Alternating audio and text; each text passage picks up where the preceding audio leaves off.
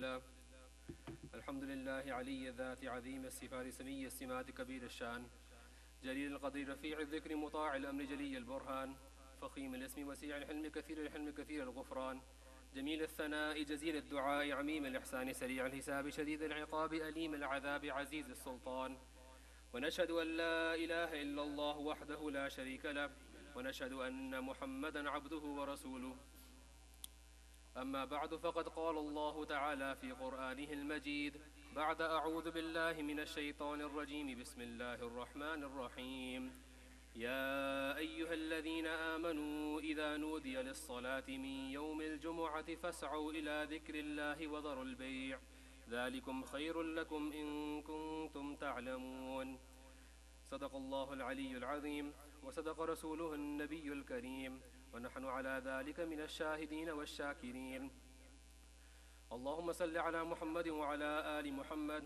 كما صليت على إبراهيم وعلى آل إبراهيم إنك حميد مجيد اللهم بارك على محمد وعلى آل محمد كما باركت على إبراهيم وعلى آل إبراهيم إنك حميد مجيد أما بعد Respected brothers, sisters and elders, Allah subhanahu wa ta'ala has given all of us numerous obligations, responsibilities. We have responsibilities to ourselves, to our families, to our husbands and wives, to our children, to our parents, to our siblings, to our neighbors. And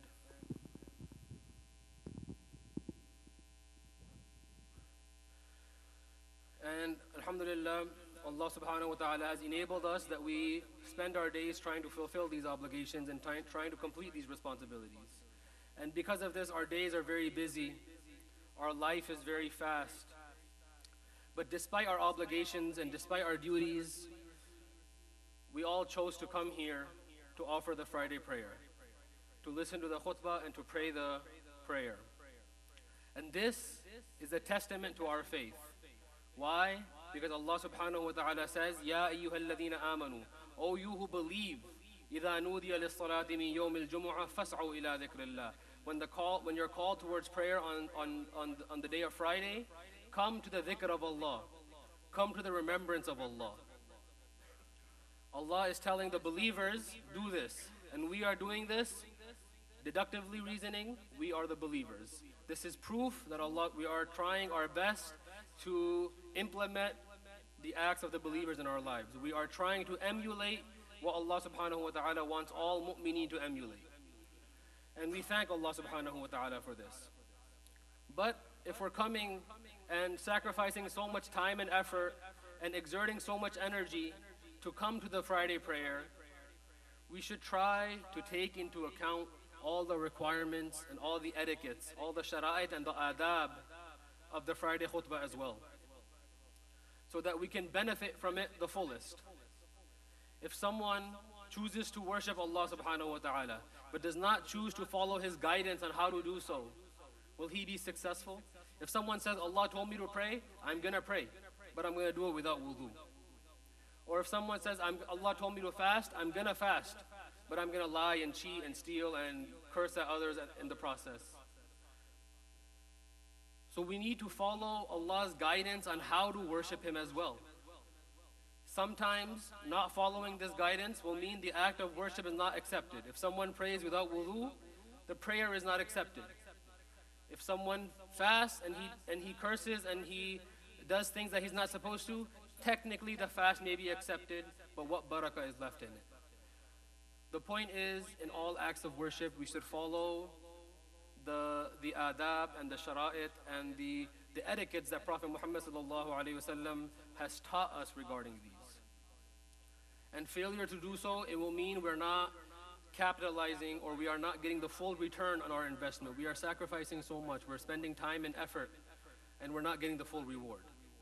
Right? Imam Ghazali rahmatullah alayhi mentions in a book, Kimya Sa'ada, and he says that someone who wishes to attain sa'ada, someone who wishes to attain success in this life and the next, but he does not use prophetic guidance, Hadrat in Nubuwa, he says he has gone astray.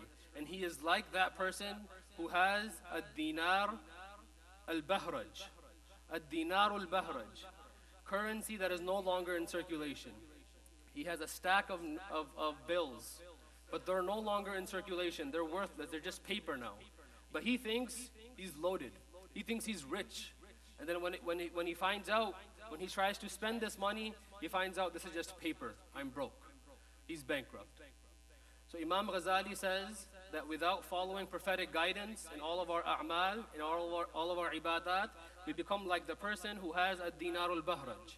That we think we're so wealthy, we have so many prayers, we have so many this and so many that, and then on the day of judgment, we find out we violated the rights of others, or we did not do the worship the way we were supposed to worship, and we did not fulfill the requirements.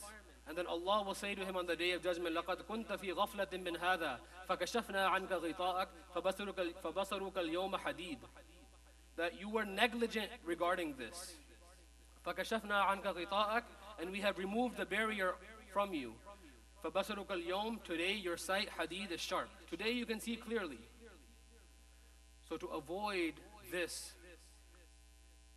I wish to mention just a few of the etiquettes, not the fiqhi requirements, not the shara'i, just some of the etiquettes. That we are all coming to the Jumu'ah prayer. We are all exerting all this time and effort.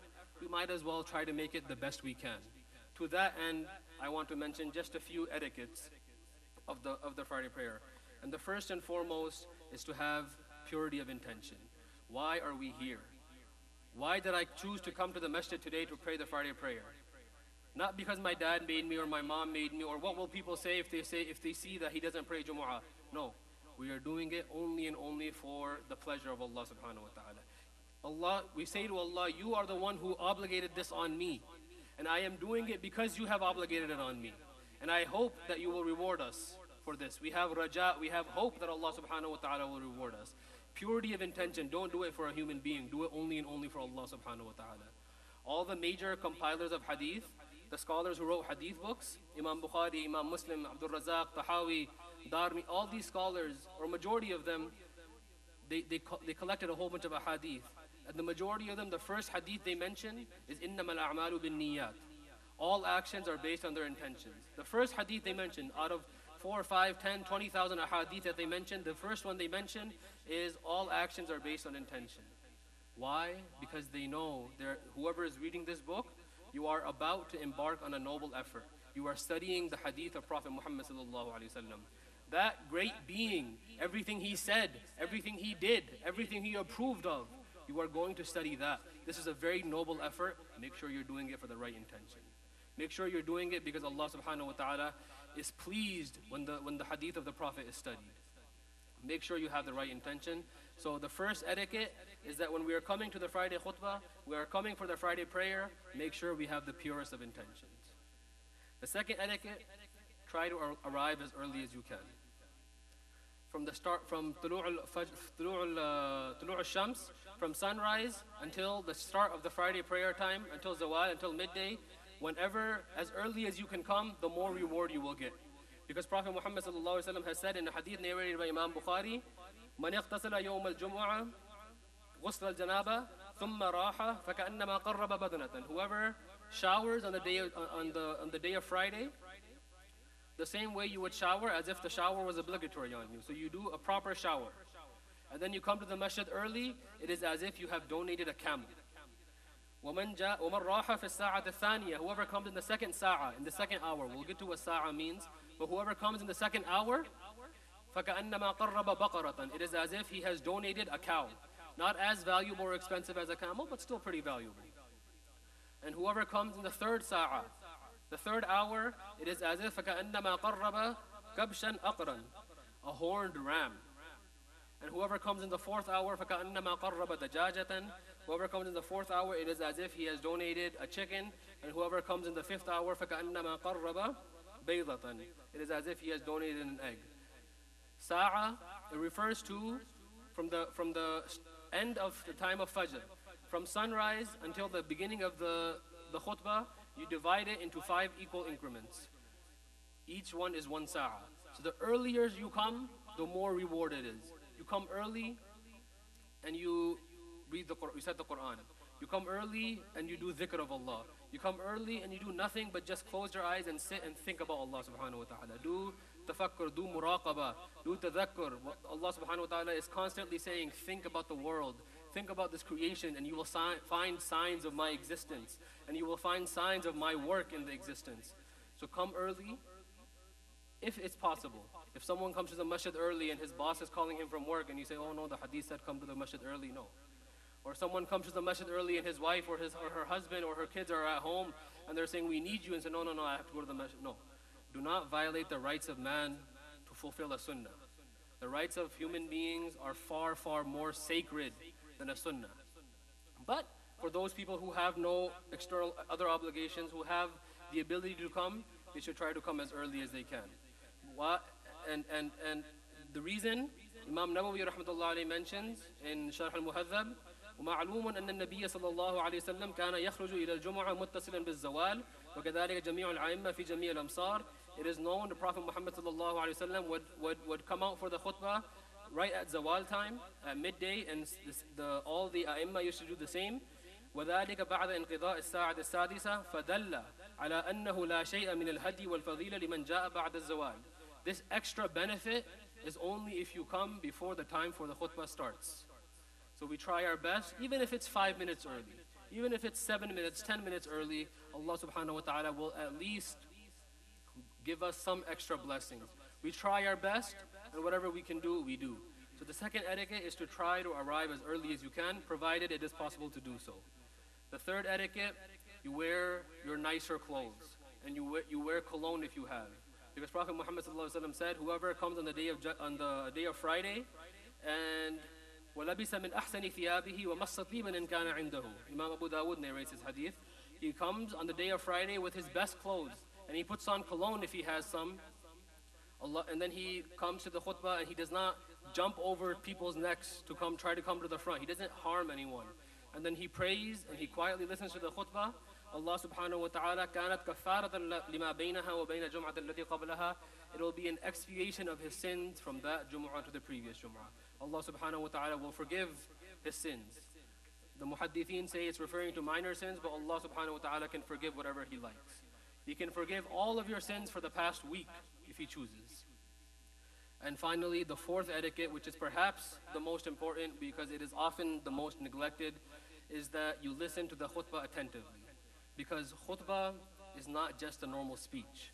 Khutbah is a form of worship. It is a part of the prayer, such that if there is no khutbah, there is no jumu'ah. And khutbah, Allah subhanahu wa ta'ala says, فَاسْعَوْا إِلَىٰ ذِكْرِ اللَّهِ. Come to the dhikr of Allah. It does not say come to the tadhkir or bayan or dhikr. It's a special form of worship. And Umar radiallahu anh, he used to say, Abdul Razak in his Musannaf narrates this, قال عمر بن الخطاب الخطبة موضع الركعتين. In Dhuhr, we have 4 rak'ahs. In Jumu'ah, we have a khutbah plus 2 rak'ahs. So the khutbah takes place of 2 rak'ahs. So this is not just a normal speech. This is something that takes place of 2 rak'ahs. It is a form of worship. It is not just a normal speech. In a normal speech, if you're on your phone, you're talking to each other, you're listening, you're not listening, it doesn't really matter. But a khutbah is not just a normal speech. It's like prayer. The way you shouldn't be talking to each other in prayer, you shouldn't be talking in the khutbah. You shouldn't be on your phone in prayer. You shouldn't be on your phone in khutbah.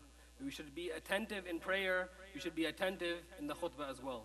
And the biggest dalil that this isn't a normal speech, Prophet Muhammad sallallahu alaihi wasallam has said in a hadith narrated by Imam Muslim that whoever says to his neighbor or says to his friend on the day of khutbah, on the day of Jumu'ah, when the Imam is giving the speech, he says, unsit, be quiet.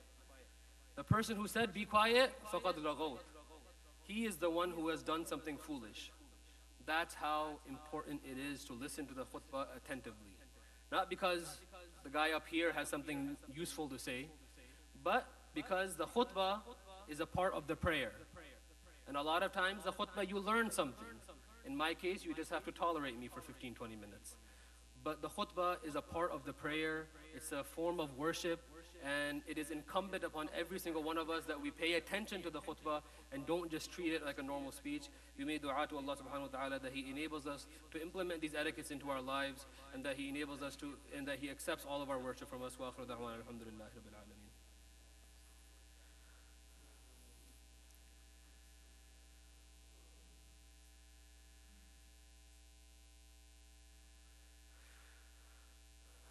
Alhamdulillah. Alhamdulillah wa kafa wa salamun ala ibadi alladhina istafa. Amma ba'd. Apart from trying to implement the etiquettes into our lives, we can also use the Friday prayer as an opportunity to analyze our own selves. For many of us, our days are so busy, our obligations are so great, our responsibilities are so great that we don't have time, or we don't have time to listen to Islamic speeches, or we don't have time to set aside an hour or half an hour a day. And the khutbah, the Friday prayer, is the one opportunity we have all week for a spiritual uplifting. So we should use this opportunity to maximize our spiritual upliftment. Analyze throughout the week, what did I do on the way home from the Jumu'ah? For 5 minutes, 10 minutes, what did I do this week that was good? What did I do this week that Allah subhanahu wa ta'ala is pleased with? And we, first and foremost, are thankful to Allah. We have shukr. We are thankful to Allah that He enabled someone like us to do these good deeds. And then think about all the things that you did that maybe you shouldn't have done. And then think about what the reason for those things were, and try your best to implement strategies to avoid those things. So use the khutbah as a sort of weekly performance review. Use the khutbah to analyze yourselves, and what did I do good this week? What did I do that was not so good this week? And how can I improve myself the following week? And we make dua to Allah subhanahu wa ta'ala that He accepts the efforts of every single one of us. And we make dua to Allah subhanahu wa ta'ala that He enables us to implement all the sunnah that He wants us to enable, and we implement those in our lives. ربنا تقبل منا إنك أنت السميع العليم وتب علينا إنك أنت التواب الرحيم ربنا هب لنا من أزواجنا وذرياتنا قرة أعين واجعلنا للمتقين إماما اللهم ارزقنا علما نافعا ورزقا واسعا وشفاء من كل داء ربنا لا تزغ قلوبنا بعد إذ هديتنا وهب لنا من لدنك رحمة إنك أنت الوهاب عباد الله رحمكم الله إن الله يأمر بالعدل والإحسان وإيتاء ذي القربى وينهى عن الفحشاء والمنكر والبغي يعظكم لعلكم تذكرون فاذكروني أذكركم واشكروا لي ولا